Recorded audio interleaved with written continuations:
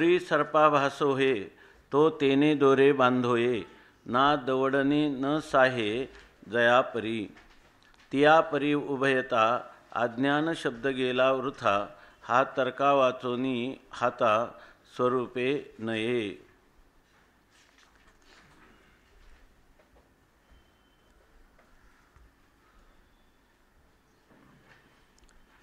दोरी सर्पाभासो हे तो तेने दोरे बांधोये ना दवडणे न साहे जयापरी. रुक्मिणी प्राणसंजीवन भक्तजन वत्सल अकारण करुणा वर्णालय परमपिता पंढरीनायक श्री पांडुरंग परमात्म्याच्या असीम अनुकंपेने आपण श्री अनुभवामृत नावाचं ज्ञानोबारायांनी रचित अशा प्रकारचा आपली दिव्य प्रातिभ अतींद्रिय अनुभूती गुरुवाज्ञेवरून कथन करणारा आणि मुमुक्षूंना आपल्या स्वस्वरूपाचा हस्त कर्म काय कर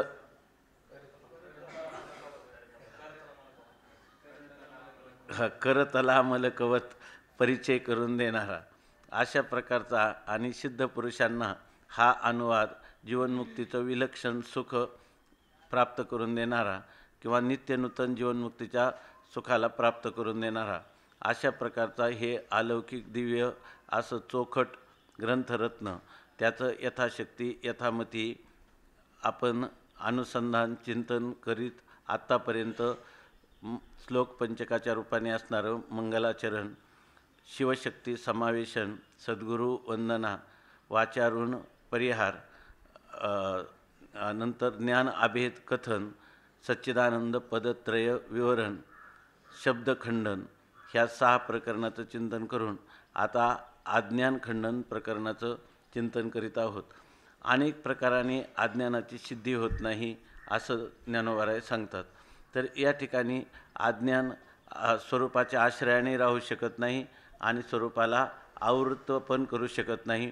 अज्ञान स्वतंत्र पण राहू शकत नाही आणि अज्ञान आत्मस्वरूपात पण राहू शकत नाही. अशा रीतीनं अज्ञानाच्या अनेक प्रकाराने जे काही वेदांतामध्ये प्रक्रियाच्या द्वारा कथन केलेलं आहे प्रकरण ग्रंथामध्ये, तर त्या सर्वांचा एक प्रकाराने समाचार माऊली घेतात आणि त्या ज्या धारणा आहेत त्या सर्व धारणा अखंड आत्मस्वरूपाच्या ठिकाणी कोणतीही प्रक्रिया प्रवृत्त होत नाही किंवा कोणत्याही प्रमाणाला विषय न होणारी अशी प्रकारची ही स्वरूपस्थिती आहे असं परोपरीनं पुन्हा पुन्हा ज्ञानोबाराय अभ्यासांगाने केवळ आपल्या स्वरूपाविषयीचं निश्चायक किंवा दार्ढ्य व्हावं म्हणून ह्या गोष्टींचं अगदी विस्तारपूर्वक या प्रकरणामध्ये त्याच्याविषयी निरूपण करतात.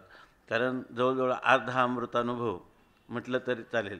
अर्धा अमृतानुभव ह्या अज्ञानखंडन प्रकरणासाठी झालेला आहे. प्रकरण थोडं क्लिष्ट आहे. सगळ्यात जितकं यथाशक्ती यथामती जेवढा आपल्याला त्याच्यावर विचार करता येईल तेवढा विचार करायचा प्रयत्न करायचा. तर यामध्ये आता काल सांगितलं जे अज्ञान येथे नसे तरीच आत्मा असे म्हणून बोलणी वाईसे नायकावी की. जो खरा ज्ञानवान पुरुष आहे जो अनुभूती संपन्न पुरुष आहे त्याच्या ठिकाणी त्याला अज्ञानाचा विचारच सहन होत नाही की आत्मस्वरूपावर अज्ञानाचं आवरण आहे आणि मग त्या आवरणाचा भंग झाला की अज्ञान आवरणाच्या निवृत्तीने मग उपलक्षित अशा प्रकारचं आपलं आत्मस्वरूप त्या ठिकाणी अवशिष्ट राहतं आणि जोपर्यंत अज्ञान आवरणाचा भंग होत नाही तोपर्यंत त्याला स्वरूपानुभूती येत नाही. अशा प्रकारचं जे वेदांतामध्ये प्रक्रिया सांगितलेली आहे तर ही प्रक्रिया कानाने सुद्धा ऐकू नये असं ज्ञानेश्वर महाराज म्हणतात. कारण का आत्मा कधी अज्ञानाने आवृत्त झाला नाही, आत्म्यासमोर अज्ञान आलंच नाही तर त्याची निवृत्ती काय करायची. आणि आत्मा आणि अज्ञान ज्ञानस्वरूप आत्मा आणि जडस्वरूप असणारं अज्ञान यांच्यामध्ये परस्पर अत्यंत विरोध असल्यामुळं ते दोन्ही कधी एकत्र होत नाही. म्हणजे अज्ञानाचा आश्रय आत्मा कधी होतच नाही तर त्याची निवृत्ती करण्याची गरजच काय आहे. अनेक प्रकाराने पाहिलं तर अज्ञान नावाचा पदार्थ आपल्यासमोर येत नाही. म्हणजे अर्थहीन असा अज्ञान शब्दाचा प्रयोग आहे. तो अभावरूप पदार्थ आहे असं अज्ञान स्वतः सांगतं. अविद्या येणे नावे मी विद्यमानाची नव्हे स्वभावे हे अविद्याची सोय सांगत असे. असं असतानाही आपण पुन्हा त्या अविद्येचा भेदरा घ्यायचा, भीती घ्यायची आणि त्या अविद्येची निवृत्ती करण्यासाठी वृत्तीज्ञानाचा आश्रय करायचा. हा प्रपंच करण्याची तत्वतः काहीच गरज नाही. आणि स्वरूपस्थितीला प्राप्त झालेला मनुष्य हे सर्व प्रपंच म्हणजे आज आपल्याला हे जरी अध्यात्मविश्व दिसलं तरी त्याच्या दृष्टीनं हे सर्व अज्ञानाचं विश्व आहे ना. हे सर्व अज्ञानाचं विश्व आहे. इतके त्याची उपहासात्मक विडंबना माऊली या ठिकाणी करतात. याचा अर्थ अशा प्रकारच्या अनुभूतीचं दार्ढ्य ज्याला म्हणतो आपण, ते दार्ढ्य होण्यासाठी याची उपयोगिता आहे. द्वैतावज्ञा सुस्थिताचेत. द्वैताविषयी जर अनादर अंतःकरणात निर्माण होईल तर अद्वैते धी स्थिरा भवेत. आपल्या अद्वैत आत्मस्वरूपाविषयी आपली बुद्धी स्थिरतेला प्राप्त होईल. अशा प्रकारची योजना एकंदरीत ह्या 7व्या प्रकरणामध्ये दिसते. आता या ठिकाणी आपण 37व्या ओवी आपला 38व्या ओवीपर्यंत आलेलो आहे. दोरी सर्पा भास होय, तो तेने दोरे बांधोये, ना दवडणे न साहे जयापरी. अज्ञान म्हणून जे आपण म्हणतो तर ते अज्ञान कधी आत्मस्वरूपाच्या ठिकाणी आहे का, तर आत्मस्वरूपाच्या ठिकाणी नाही. आता काही लोक म्हणतील की ते कार्यानुमेय आहे, म्हणजे जगदरूपी जे कार्य दिसतं त्या कार्यावरून कारण असणाऱ्या अज्ञानाचा अनुमान करता येतं. पण ज्ञानोबा या ठिकाणी आत्मस्वरूपाच्या ठिकाणी अज्ञान नाही, तिथेही अज्ञानाला टिकू देत नाही. आणि जगदरूपी कार्यावरून हे अज्ञान हे कारणरूपाने कार्यानुमेय आहे याही विचाराला टिकू देत नाहीत. म्हणून यासाठी उदाहरण देतात की दोरी सर्पा भास होय. दोरीवरच आपल्याला मंद अंधकारामध्ये सर्पाचा आभास होतो. तो तेने दोरे बांधोये असं प्रश्न विचारतात. तर ज्या दोरीवर तो सर्पाचा आभास झाला, आता जर कोणी ठरवलं की त्या दोरीनं त्या आभासिक असणाऱ्या सर्पाला आपण बांधून टाकू, तर बांधता येतो का? का बांधता येत नाही? कारण तो सर्प नाहीच झाला. जरी तुम्ही म्हणतात सर्पाचा आभास झाला, याचा अर्थ तो खऱ्या अर्थाने जेव्हा आभास होतो तेव्हाही तो पदार्थ नसतोच. स्वभाव अधिकरणे भासमानत्व मिथ्यात्व.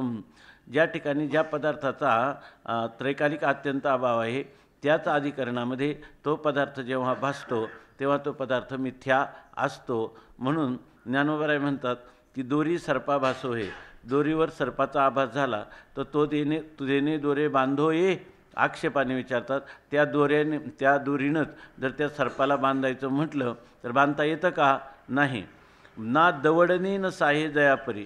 आता तुम्ही म्हणणार की त्या दोरीपासून त्या सर्पाला दवडायचं म्हणजे त्याला हाकलून द्यायचं, तर तुम्हाला त्या दोरीवरच सर्प भासला ना, तर त्या दोरीपासून त्या सर्पाला तुम्हाला हाकलून तरी देता येतं का? हाकलून पण देता येत नाही, बांधता पण देता येत नाही. कारण काय? बांधता येता नाही त्यामुळे त्याचं ग्रहण पण करता येत नाही, कारण तो नाहीच आहे. आणि त्याचं निराकरण पण करता येत नाही, कारण काय आहे? कारण तो नाही. तर त्याला हाकलून तरी कसं द्यायचं?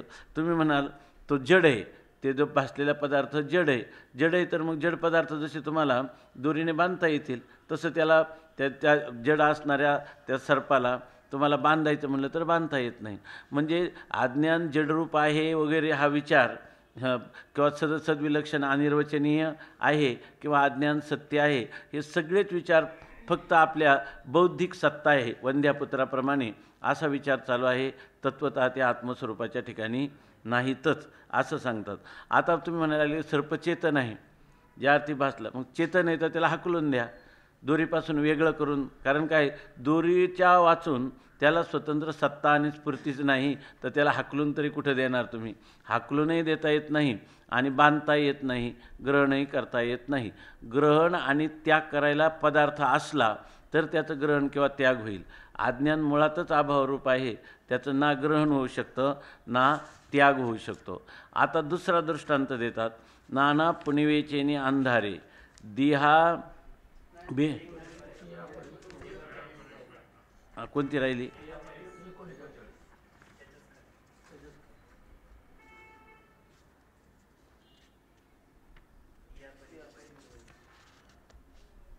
तियापरी आहे का तिथं? हां, तर याच्यामध्ये नंतर आहे तियापरी उभयता. ही तियापरी उभयता अज्ञान शब्द गेला वृथा, हा तर्का वाचोनी हाता स्वरूपा नये. तरी ही जी ओवी आहे ही याच्यामध्ये नंतर आलेली. तर तिया परी उभयता अज्ञान शब्द गेला वृथा, हा तर्का वाचून हाता स्वरूपे नाही. तिया परी उभयता त्याप्रमाणे दोन्ही बाजूनी, म्हणजे दोन्ही बाजूनी म्हणजे काय, स्वरूपाच्या ठिकाणी अज्ञान जे आहे तर ते अज्ञान आभाषिक आहे आणि ते स्वरूपाहून भिन्न आहे असंही म्हणता येत नाही आणि ते स्वरूपाशी अभिन्न आहे असंही म्हणता येत नाही आणि ते भिन्नाभिन्न आहे असंही म्हणता येत नाही. अशा प्रकारचे मग आहे काय, तर ते स्वरूपाच्या सत्ता आणि स्फुरण घेऊन फक्त सत्तावान आणि स्फूर्तिमान झालेलं प्रतीतीला येतं, परंतु त्याचं त्या स्वरूपाच्या ठिकाणी पूर्ण काय त्रैकालिक अत्यंताभाव आहे. अशी स्थिती असल्यामुळं त्या परी उभयता दोन्ही बाजूंनी जर म्हटलं तर म्हणजे अज्ञान जर आहे तर हे अज्ञान दोन प्रकाराने सांगितलं. स्वरूपाने अज्ञान आहे हा एक प्रकार आणि कार्यावरून ते अनुमेय आहे हा एक प्रकार. तर ह्या दोन्ही प्रकाराने अज्ञान शब्द गेला वृथा, अज्ञान व्यर्थ आहे. स्वरूपाने म्हणजे प्रत्यक्ष प्रमाणाचा विषय होऊन अज्ञान आहे असं जर तुम्ही म्हटलं तर हेही व्यर्थच ठरतं. आता तुम्ही जर म्हटले स्वरूपाने प्रत्यक्ष प्रमाणाला अज्ञान विषय होत नाही, परंतु ते जगदरूपी कार्यावरून कार्यानुमेय आहे, तर तुम्हाला कार्यानुमेय आणि प्रत्यक्ष प्रमाणाचा विषय म्हणजे स्वरूपाने त्याचं अस्तित्व ह्या दोन्ही गोष्टी सिद्ध करता येत नाही. म्हणून उभयता दोन्ही प्रकाराने अज्ञान हा शब्द वृथा गेला म्हणजे निष्फळ ठरला, म्हणजे अज्ञानाची सत्ता की तुम्हाला सिद्ध करता आली नाही. मग आहे काय, तर कदाचित हे जे म्हणतील पूर्वपक्ष असं म्हणतील, याच्यामध्ये बऱ्याच गोष्टीत इथं पूर्वपक्ष बोलतो का सिद्धांत पक्ष बोलतो असं दोन प्रकाराने अडचण येते. नेमकं कुठून पूर्वपक्ष सुरू झाला आणि कुठपासून सिद्धांत पक्ष सुरू झाला. तर इथं असे तिया परी उभयता अज्ञान शब्द गेला वृथा, इथपर्यंत जर म्हणलं ना अज्ञान शब्द दोन्ही प्रकाराने वृथा गेला, तर मग आता काय होतं की पूर्वपक्षी जो आहे ना तो म्हणतो बरोबर आहे, तुम्ही दोन्ही प्रकाराने त्याला व्यर्थ ठरवलं. इथं जर पाहिलं ना ही जी ओवी आहे ना 39वी याच्यामध्ये आता जी ओवी आहे ना आता, तर ही जर वर ओवी असली ना तर वर असणाऱ्या 39व्या ओवीच्या नंतर जर घेतली तर आपल्याला अर्थ करणं सोपं जातं इथं. आता ह्या टीकेमध्ये मात्र ही ओवी आलेली आहे, परंतु दुसऱ्या ग्रंथामध्ये ही ओवी वर आहे आणि वरून घेतली तर मग याचा अर्थ लागतो आणि पुढचा संबंध जुळतो, नसला तरी जुळून घ्यायचा. मग आता अशा रीतीनं तिया परी उभयता अज्ञान शब्द गेला वृथा. तिया परी म्हणजे नुसती ही 38वीच ओवी नाही तर 39वी ओवी जर घेतली तर मग आपल्याला म्हणता येतं का तिया परी, आणि मग खाली सिद्धांत म्हणजे पूर्वपक्ष सुरू झाला असा अर्थ करता येईल. अर्थात आता नाही झाला तर आपलं प्रकरण चालूच आहे, जुळून घ्यायचं. आता तुम्ही म्हणाल की अज्ञान शब्द वृथा गेला, तुम्ही कुठं त्याचं सिद्ध होऊ दिलं नाही, परंतु ते म्हणतात की तर्का वाचून हातात स्वरूपे नाही. अहो अज्ञानाचं स्वरूपाने ज्ञान होत नाही, स्वरूपाने ज्ञान होत नाही म्हणजे आत्म्याचं प्रत्यक्ष ज्ञान होत नाही, परंतु तर्का वाचून हातात स्वरूपेने, तर्काने मात्र तो हाताला येतो. म्हणजे तर्काने पूर्वपक्षी म्हणतो की तर्काने मात्र अज्ञानाची सिद्धी होते, प्रत्यक्ष प्रमाणाला अज्ञान विषय होत नाही. पण म्हणून अज्ञान नाहीच आहे असं तुम्हाला म्हणता येणार नाही. तुम्ही वर काय बोलले, तिया परी उभयता अज्ञान शब्द गेला वृथा, दोन्ही प्रकाराने अज्ञान शब्द काय झाला, वृथा झाला म्हणजे निष्फळ ठरला. दोन्ही प्रकाराने निष्फळ ठरत नाही. या प्रत्यक्ष प्रमाणाला अज्ञान विषय होत नाही ही गोष्ट मान्य आहे, पण तर्का वाचून हाताला येत नाही म्हणजे तर्काने हाताला येतो. म्हणजे तर्काने म्हणजे कार्यरूप जगत दिसतं, त्यावरून त्याचं कारण कोण आहे तर ते अज्ञान आहे अशा प्रकाराने सिद्ध करता येतं असं तो म्हणतो. आता ही कोण म्हणतो, अज्ञानाची अनुमान प्रमाणाने सिद्धी होते असं पूर्वपक्ष म्हणतो, असं घ्यायचं. आता या ठिकाणी सांगतात तिया परी उभयता अज्ञान शब्द गेला वृथा, हा तर्का वाचून हातात स्वरूपे नये. आणि मग पुन्हा म्हणतात नाना पुनिवेचेने अंधारे, दिहा भेने रात्री मोहरे, की येताची सुधा करे गिळीजे देवी. आणि मग त्याच्यानंतर सांगतात तिया परी उभयता, अशी ओवीचा क्रमांक आहे. आता इथं जो आहे आपल्या टीकेमध्ये तो आपण पाहू. तिया परी उभयता अज्ञान शब्द गेला वृथा, हा तर्का वाचून हातात स्वरूपे नाही. याचा दुसरा एक अर्थ तर्काने फक्त हा अज्ञान शब्द येतो, स्वरूपाने येत नाही. पण इथं काय हा पूर्वपक्षाकडे का मानावा लागतो? कारण जर म्हणजे तर्काने जर सिद्धांतीच म्हणायला लागला तर्काने फक्त अनुमानाची सिद्धी होते, स्वरूपाने होत नाही, मग ते हे तर तर्काने अज्ञानाची सिद्धी होते असं मान्य केल्यासारखं झालं. म्हणून हे पूर्वपक्षाकडे घालायचं की तर्काने येतं, कारण त्याचंही पुन्हा खंडन करायचं. तर्काने सुद्धा हा अज्ञान शब्द हाताला येत नाही, म्हणजे सिद्ध होत नाही. आता टीका. दोरी सर्प उपजे तरी तेने दोरे बांधिजे, आता दोरेची साप होईजे तरी हाकलिया ढळेना. दोरी सर्प उपजे, इथं जर काही वाटलं तर त्या वेळेलाच बोला. विषय लक्षात आला नाही तरी, का तुम्हाला जास्त लक्षात आला असला याच्यामध्ये तर ओघामध्ये अर्थ स्पष्ट कोणालाही होऊ शकतो, तर त्याच्याप्रमाणे लगेच सांगा, म्हणजे मागं जाण्याची वेळच नाही. दोरी सर्प उपजे तरी तेने दोरे बांधिजे, आता दोरेची साप होईजे तरी हाकलिया ढळेना. दोराच्या ठिकाणी सर्प उत्पन्न झाला असं जर तुम्ही म्हणत असाल, दोराच्याच ठिकाणी सर्प उत्पन्न झाला तर त्या सर्पाला दोराने बांधता आलं पाहिजे. आता दोरेची साप होईजे, आता तुम्ही म्हणले दोरापासून सर्प उत्पन्न नाही झाला, दोरच साप झालेला आहे, तर मग हाकलिया ढळेना. दोरच साप झालेला आहे, मग त्याला वाटलं की आता साप नको, तर त्या दोरापासून त्यांनी त्या सापाला हाकलण्याचा प्रयत्न केला तरी तो ढळेना, तरी तो त्याच्यापासून दूर करता येत नाही. म्हणजे दोराच्या ठिकाणी साप आहे असंही म्हणता येत नाही, आणि दोरापासून साप उत्पन्न झाला आहे असंही म्हणता येत नाही, कारण तो भिन्न पण म्हणता येत नाही आणि अभिन्न पण म्हणता येत नाही. कारण दोराच्या ठिकाणी जर साप असता तर तो भिन्न का अभिन्न या चर्चेचा विषय झाला असता. अहो दोरापासूनही साप होता तरी बांधावया दोरूवरता, आता दोरूची साप तत्वता तरी ढळे कैसा. आता ते म्हणतात तरी बांधावया दोरूवरता, दोरापासून जर साप उत्पन्न झाला असता, दोरापासून साप उत्पन्न झाला असता तर बांधावया दोरूवरता, दोरीनं बांधण्यासाठी तो उरलेला असता, म्हणजे शिल्लक राहील, कारण दोरापासून झालेला आहे तो. म्हणजे तो काहीतरी सावयव पदार्थ जर असता तर त्या दोराने त्याला बांधता पण आलं असतं. दोऱ्यापासून साप उत्पन्न झालेला आहे ही जर वस्तुस्थिती असती तर त्या दोराला तो बांधता आला असता. आता दोरूची साप तत्वता, आता दोरच जर साप असेल, या इकडंच इकडे आहे ना खुर्ची, नाही का इकडे बस, नाही बसा ना, ही खुर्ची आहे, नाही तर महाराज हे द्या ग्रंथ असेल तर इकडं बस, पुढं बस, पुढं इकडे आहे ना खुर्चीच आहे ना बसले, या आहेच ना तिथं बसले. आता दोरची साप तत्वता तरी ढळे कैसा.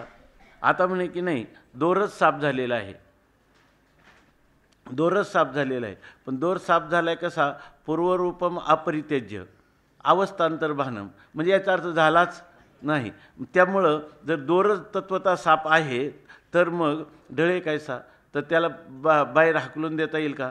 हाकलूनही देता येत नाही. कारण मुख्य कारण काय आहे, तो जर नाहीच आहे, म्हणजे हा प्रतीतीला आलेला जो मिथ्या पदार्थ असतो तो तत्वतः अधिष्ठानाला कधी द्वैत निर्माण करीतच नाही, तर त्याचं ग्रहण आणि त्याचं त्याग हे संभवेलच कसं असं. आता दोरू दोरपणे टळेना, साप हाकिलिया ही ढळेना, एवं सर्पत्व घडेना, हेची मुख्य. आता याचा अर्थ काय झाला सगळा, दोरू दोरपणे टळेना, दोर रूपातच राहतो, त्याच्यात तर काही बदल होत नाही, आणि साप हाकलियाही ढळेना, आणि त्या सर्पाला कितीही हाकलण्याचा प्रयत्न केला तर तो सर्पही जात नाही.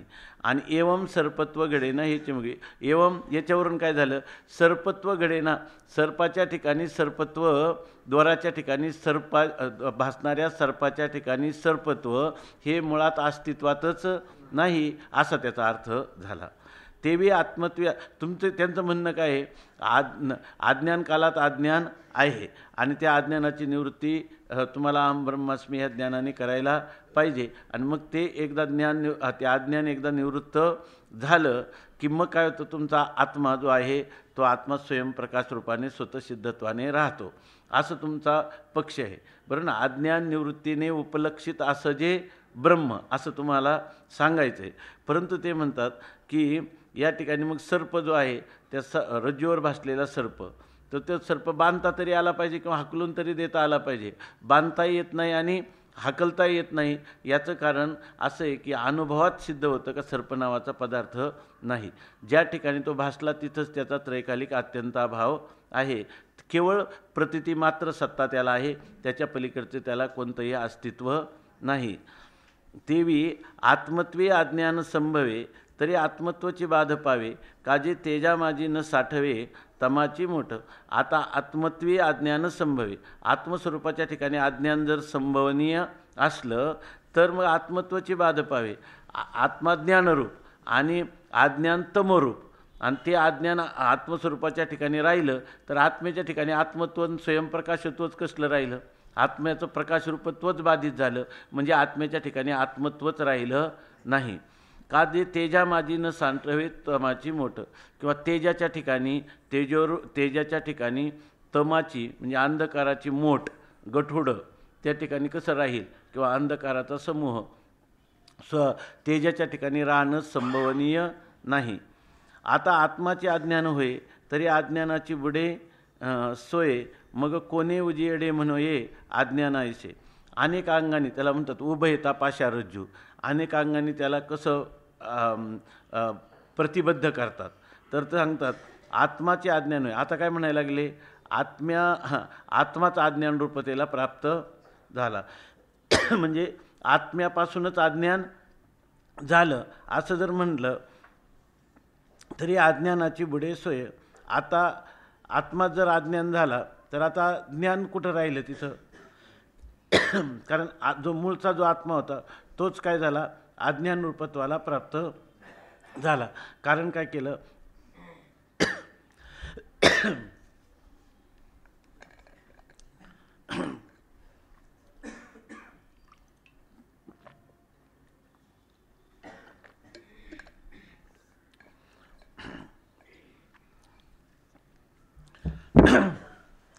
हे हाच पक्ष घ्यायचा नाही. तर अज्ञान आत्म्याच्या आश्रयाने राहून आत्म्याला आवृत्त करतं, म्हणजेच आत्माच काय झालं, अज्ञान स्वरूपाला प्राप्त झाला. अज्ञानाने आत्मस्वरूपावर प्रभाव केला आणि तो काय झाला, अज्ञातत्वाला प्राप्त झाला. मग यालाच म्हणायचं की आत्माचे अज्ञान झाला. असं जर झालं तर आत्माचे अज्ञान होय तरी अज्ञानाची बुडे सोय. तर मग आता अज्ञानाचा मार्गच बुडाला. आत्मा होता तो अज्ञानरूप झाला. आता अज्ञानाला कळत नाही, आणि त्याच्या अज्ञानाला कळण्यासाठी ज्ञान तर अज्ञान स्वरूप झालं. मग आता अज्ञान आहे हे कळायला काय मार्ग आहे. आता आत्मा अज्ञान स्वरूप जर झाला तर आता अज्ञान आहे हे कोणाला कळेल, अज्ञानाचा मार्गच बुडाला. मग कोणे उजियडे म्हणो या अज्ञानाचे, म्हणजे कोणत्या प्रकाशाने अज्ञान आहे असं कोणत्या प्रकाशाने म्हणावं, कारण प्रकाश तर राहिलाच नाही. मग आता अज्ञान आहे म्हणायला जगदांधे प्रसंग, जगात कोणालाच कोणतंच ज्ञान होणार नाही. ऐक नाही, अज्ञान आहे याचंही ज्ञान होणार नाही, याचा अर्थ अज्ञानच नाही. जर कोणाला त्याचं ज्ञानच होत नाही, अज्ञानाचं ज्ञान होत नाही पण अज्ञान आहे असं म्हणणं हे काय आहे, एकदम युक्तिविरुद्ध अनुभवाविरुद्ध आहे. अनुभवाविरुद्ध अशा अर्थाने जर अज्ञानच आहे तुम्ही म्हणता काहीच नाही, पण अज्ञान आहे हे कोणाला कळलं पाहिजे ना. आणि अज्ञान आहे हे जर कळत असेल तर कळणं हे काही ज्ञानाचं स्वरूप आहे, आणि त्या स्वरूपापुढं अज्ञान राहत नाही, म्हणजे अज्ञानाची सिद्धी होत नाही. आणि जर ते अज्ञान ज्ञानरूप आपलं आत्म्याला अज्ञानरूप करण्याचं सामर्थ्य अज्ञानाच्या ठिकाणी असेल तर आत्मा अज्ञान झाला. आणि मग आता खाली काय राहिलं, फक्त अज्ञानच राहिलं. ते अज्ञान कोणाला कळालं, त्या अज्ञानाचं प्रकाशन कोणी केलं हे तुम्ही आम्हाला सांगता येईल का. एवं या उभयपरी अज्ञानाशी नाही उजरी, स्वरूपत्वे किंवा स्वतंत्राकारी वर्तोची सकेना. एवं उभयपरी, दोन्ही प्रकारांनी पाहिलं तर अज्ञानाला कोणत्याही प्रकारचं स्वरूप सिद्ध होत नाही. स्वरूपत्वे किंवा स्वतंत्राकारी, अज्ञानाला स्वरूप स्वतःसिद्ध स्वरूप आहे बरोबर ना, असंही म्हणजे त्याला काही अर्थ आहे असंही सिद्ध होत नाही. आणि स्वतंत्राकारी, अज्ञान स्वतंत्र रूपाने राहतं असंही सिद्ध होत नाही. आणि स्वरूपाच्या ठिकाणी अज्ञान राहतं असंही, स्वरूपाच्या आश्रयाने राहतं असंही सिद्ध होत नाही. आणि स्वतंत्र राहतं असंही अज्ञान सिद्ध होत नाही. वर्तोची सकेना या परी उभयता अज्ञानवाद झाला वृथा, परी येथे मागुता पूर्वपक्ष उठी. आता ते म्हणतात या परी उभयता. अशा प्रकाराने दोन्ही पद्धतीनं अज्ञानवाद वृथा झाला. म्हणजे अज्ञान स्वरूपाने आहे किंवा स्वतंत्र आहे, हे दोन्ही पक्षामध्ये अज्ञानवाद निष्फळ ठरतो. म्हणजे अज्ञानवाद म्हणजे अज्ञानाचं अस्तित्व, अज्ञान आहे हे म्हणणं निष्फळ ठरतं. परी येथे मागुता पूर्वपक्ष उठी. परंतु या ठिकाणी नंतर काय होतं, पूर्वपक्ष आपल्या उत्थापन करतो आणि पूर्वपक्ष या ठिकाणी विचारतो. ना हो साध्य साधन प्रवाहे आत्मसाक्षात्कार होत आहे, होत जाये, हे तव प्रत्यक्ष दिसत आहे जना माझी या. याच्यासाठी त्याच्याजवळ एकदम सुंदर उत्तर आहे. तो म्हणतो, तुम्ही म्हणतात की अज्ञान स्वरूपाने नाही, स्वतंत्र नाही, आत्म्याच्या आश्रयाने राहत नाही, आत्म्याला आवृत्तही करीत नाही असं तुम्ही सांगता, आणि अज्ञान शब्दच वृथा गेला. असं वृथा गेला असं म्हणता येत नाही.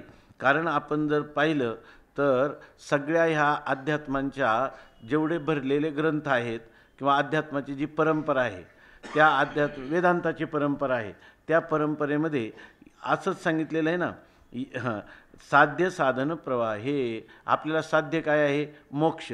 आणि त्याचं साधन काय आहे? जीव ब्रह्मैक्य ज्ञान. आणि त्या जीव ब्रह्मैक्य ज्ञानाने काय होतं? अज्ञानाची निवृत्ती होते. आणि ही परंपरा कशी आहे? तुम्ही सांगता ना तरी आदिगुरु शंकरा, लागोनी शिष्य परंपरा, बोधाचा संसारा झाला जो अमुते, असं तुम्ही सांगतात. येथ अविद्या निवृत्ती हे स्थळ, तेने मोक्षोपादान फळ, या दोही साधन केवळ ज्ञान. तुम्ही हेच सांगता की नाही? किंवा अविद्या निवृत्ती फलदर्शनात ब्रह्मसूत्रसुद्धा हेच सांगतं की नाही? आणि तुम्ही तर त्या अविद्या हा शब्दसुद्धा तुमच्या डोळ्यासमोर येऊ देत नाहीत, अज्ञान हा शब्दसुद्धा. परंतु असे पूर्वपक्ष म्हणतो. आता तुम्ही सांगा, हा पूर्वपक्ष वेदांताचा आहे का दुसऱ्या कोणत्या दर्शनाचा पूर्वपक्ष आहे? महाराज, हा पूर्वपक्ष साध्य साधन प्रवाहाचं समर्थन करणारा पूर्वपक्ष कोणता? वेदांताचा आहे का दुसरा कोणता आहे? वेदांताचा पक्ष आहे हा, आहे की नाही? आणि आता हे म्हटल्यावर आपल्याला वाटतं की आता तोंडच बंद होईल, आता याचं उत्तर आपल्याजवळ नाही. साध्य साधन प्रवाह हे आत्मसाक्षात्कार होतच आहे. ह्या साध्य साधन प्रवाहामध्ये, ओघामध्ये आत्तापर्यंत आत्मसाक्षात्कार होत जातो, होत असतो, हे तो प्रत्यक्ष दिसत आहे जना माझी या. ह्या सगळ्या लोकांमध्ये ही गोष्ट काय लोक काय म्हणतात, तुम्हाला काय सांगायचं, तुमचा साक्षात्कार हा प्रमाणभूत आहे की नाही? बरोबर ना? यासाठी कसा पाहिजे तुमचा? तो परंपरेने झालेला असला पाहिजे. म्हणजे इथं सगळ्या लोकांमध्ये नाही सांगायचं, इथं जनामाजी म्हणजे ह्या अध्यात्माचे जे मुमुक्षुजन आहेत, त्या मुमुक्षु लोकांना मुक्त होताना आत्मसाक्षात्काराची गरज आहे. आणि तो आत्मसाक्षात्कार जेव्हा होतो तेव्हा त्यांचा अविद्या निवृत्त होते, किंवा अविद्या निवृत्तीपूर्वक त्यांना आत्मसाक्षात्कार होत असतो. अशी या सगळ्या लोकांमध्ये आत्तापर्यंतची रूढी चालत आलेली आहे. मग अज्ञान आले अभावाशी, तरी पूर्वापरता देखील ऐशी, तरी खंडता कैशी अखंडता कैशी आत्मयाशी पै.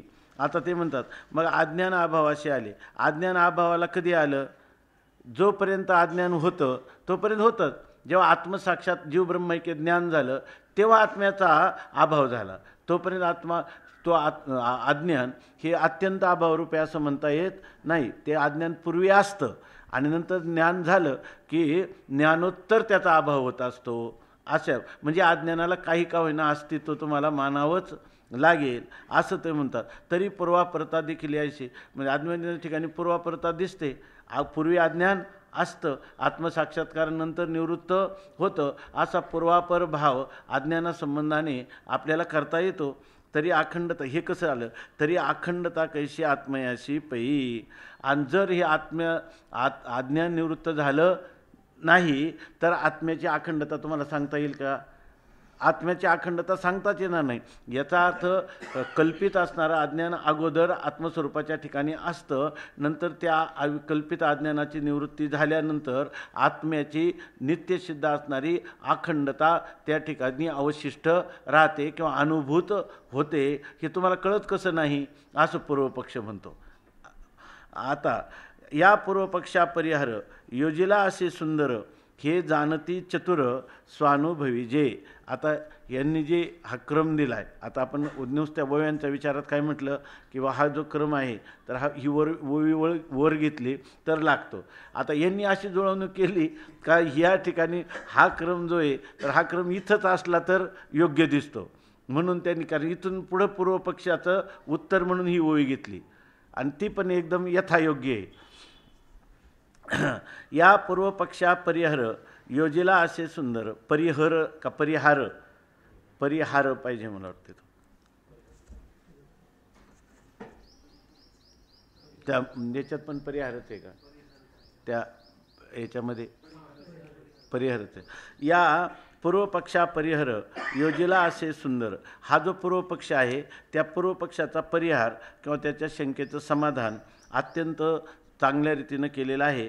परंतु जे स्वानुभवी लोक आहेत, ज्यांना आत्मानुभवी लोक आहेत, हे ह्या पूर्वपक्षाचा परिहार कसा केलेला आहे याचं जे काही सौंदर्य आहे ते जाणतील. ओवी 40 क्रमांकाची. नाना पुनिवेचे अंधारे देहा भेने राती महुरे तव येताची सुधा करे गिळीजे जेवी. आता यासाठी उदाहरण दिले. नाना पुनिवेचेनी अंधारे दिहा भेने रात्री मोहरे की येताची सुधाकरे गिळजे जेवी.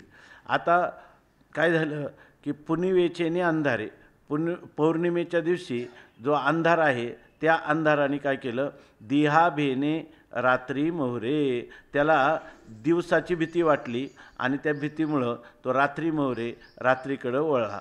म्हणजे अंधार नावाचा जो पदार्थ आहे त्याला पौर्णिमेच्या दिवशी त्याला भीती वाटली की काय आहे की पौर्णिमेच्या दिवशी जर आपण दिवसाकडे गेलो तर ते नेहमी प्रकाशच आहे, तिथं आपल्याला काही आपलं प्रकाशन करण्यासाठी किंवा आपला विस्तार करण्यासाठी जागा मिळणार नाही. आज दिवस कोणता आहे, पौर्णिमेचा. मग आता काय करू आपण, रात्री मोहरे, मग तो रात्रीकडे वळला. म्हणजे तो अंधार काय म्हणतो, मग रात्रीचं गेलं म्हणजे आता आपल्याला काय मिळेल, स्थान मिळेल असं तो म्हणायला लागला. पण येताची सुधा करे गिळीजे जेवी. परंतु तो जेव्हा रात्रीकडे वळला तर रात्री काय होते, पौर्णिमेची रात्र होती आणि त्या पौर्णिमेच्या रात्री सगळीकडे चांदणं, सर्वच प्रकाश होता, चांदण्यासहित चंद्रप्रकाश सर्वत्र व्याप्त होता. त्यामुळे त्या अंधाराला दिवसाच्या भीतीनं तो जरी रात्रीकडे गेला तरीसुद्धा येताची तो जेव्हा तो अंधार रात्री त्या चंद्राकडे गेला त्यावेळेला त्याला झालं काय, सुधाकरे गिळीजे जीवी. त्या सुधाकराने म्हणजे चंद्राने त्या अंधकाराला गिळून टाकलं. म्हणजे त्या अंधकाराला सूर्यापुढं पण जाता आलं नाही आणि पौर्णिमेच्या रात्री असल्यामुळं चंद्राकडं पण जाता आलं नाही. त्या अंधाराला कुठं स्थान मिळालं नाही. तसं हे जे अज्ञान आहे ना, तर ह्या अज्ञान स्वतंत्रही सिद्ध होत नाही किंवा स्वरूपानेही सिद्ध होत नाही आणि कार्यानुमेय पण सिद्ध होत नाही, किंवा हे अज्ञान स्वतंत्र पण सिद्ध होत नाही आणि आत्माश्रयाने आत्म्याच्या आश्रयावर पण सिद्ध होत नाही, अशी याची स्थिती झाली. त्याला असं वाटलं की आपल्याला जर स्वरूपाने सिद्ध करू, प्रत्यक्षादी प्रमाणाने अज्ञान सिद्ध झालं नाही. मग त्याला वाटलं की कार्यानुमेय तरी आपण अज्ञान ठरू, कार्यानुमेय पण ठरलेलं नाही. अशा रीतीनं ते म्हणतात, उदाहरण दिलं. ज्ञानोबारायांची ही प्रतिभाशक्ती, हे सगळे जे दृष्टांत आहे ना, हे सगळे संस्कृत साहित्यात कुठं सापडत नाही. थोडेफार सापडले तर कुठे फक्त योग वासिष्ठात, बाकीचं कुठं सापडत नाही. तर त्याच्यामध्ये पौर्णिमेच्या दिवशी अंधाराला दिवसाची भीती वाटली आणि तो रात्रीकडं वळला. पण रात्री वळल्यानंतर जसा वळला तसा तो पुन्हा तिथं तरी त्याला कुठं स्थान मिळालं का, तर त्या चंद्राने त्याला गिळूनच टाकलं. म्हणजे दोन्हीकडूनही त्याला इकडे आड तिकडे विहीर अशा प्रकारची त्याची स्थिती झाली. आता याविषयी हे टीकाकार सांगतात. आगा पौर्णिमेच्या दिवशी संधी जो असे देव, इथे यांनी वेगळ्याच प्रकाराने चिंतन केलेलं आहे. म्हणजे ह्या ओवीवर आगा पौर्णिमेच्या दिवशी संधी जो असे दिवानिशी तेथे नाही प्रकाशाची खंडन झाले. इथं जे वेगळंच केलं म्हणजे काय, फार वस्तुनिष्ठ केलं आहे. म्हणजे त्यांनी वर एक ह्याच्यामध्ये पुढच्या ओवीचं अवतरण देताना असं म्हटलेलं आहे की या पूर्वपक्षा परिहार योजिला असे सुंदर. आम्ही पूर्वपक्षाचा हा परिहार चांगल्या प्रकाराने केलेला आहे, परंतु जे माणसं शब्दछल करणारे असतील ना, त्यांना हे कळणार नाही. हा परिहाराचं गांभीर्य कोणाला कळेल? जाणती चतुर स्वानुभवी, ज्यांना आत्मानुभूती झालेली आहे आणि ज्यांच्या प्रतिभाशक्ती किंवा ऋतंभरा प्रज्ञा ज्यांना प्राप्त झालेली आहे, तर त्यांना ह्या ओवीनं ह्या अज्ञानाच्या ठिकाणी पूर्वापर भाव कसा नाही, पूर्वापर नाही, अज्ञान मुळातच शून्यरूप आहे, अभावरूप आहे, तुच्छ आलिक अशा स्वरूपाचं आहे, हे त्या लोकांना कळेल असं म्हणून याच ओळीवरची टीका आरंभ करतात. नाना पुनिवेचे अंधारे देहा भेने रात्री मोहरे तव येताची सुधाकरे गिळिजे जेवी. आगा पौर्णिमेच्या दिवशी संधिजो असे दिवानिशी तेथे नाही प्रकाशाशी खंडन झाले. म्हणतात पौर्णिमेच्या दिवशी जो दिवानिशी संधी असे, रात्री आणि दिवस यांच्यामध्ये असणारा जो संधी आहे, जिथं रात्र संपते, आपलं दिवस संपतो आणि रात्र सुरू होते, असा रात्री आणि दिवसाचा असणारा मध्ये असणारा जो संधिकाल, तर तेथे नाही प्रकाशाशी खंडन झाले. त्या ठिकाणी प्रकाशाचं खंडन झालेलं नाही. म्हणजे रात्री प्रकाश आहे, पौर्णिमेच्या रात्रीही प्रकाश आहे आणि पौर्णिमेच्या दिवशीही प्रकाश आहे, आणि मधल्या संधिकाल म्हणून त्याचा वेगळा करता येत नाही. सूर्यप्रकाशाचा अवधी तोची चंद्रोदयाचा आधी एवं प्रकाशाशीच संधी पडिलाच नाही. इथं रात्र संपली आणि इथं आपलं इथं दिवस संपला आणि इथं रात्र सुरू झाली, असा त्या रात्री आणि प्रकाशाचा संधी आपल्याला सांगताच येत नाही. कारण काय? खरं असं आहे का सूर्यप्रकाशाची जी समाप्ती आहे तोच चंद्रोदयाचा काय आहे?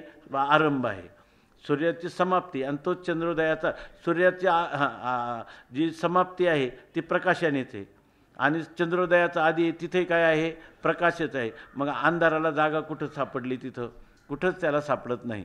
एवं प्रकाशाचीच संधी पडलाची नाही.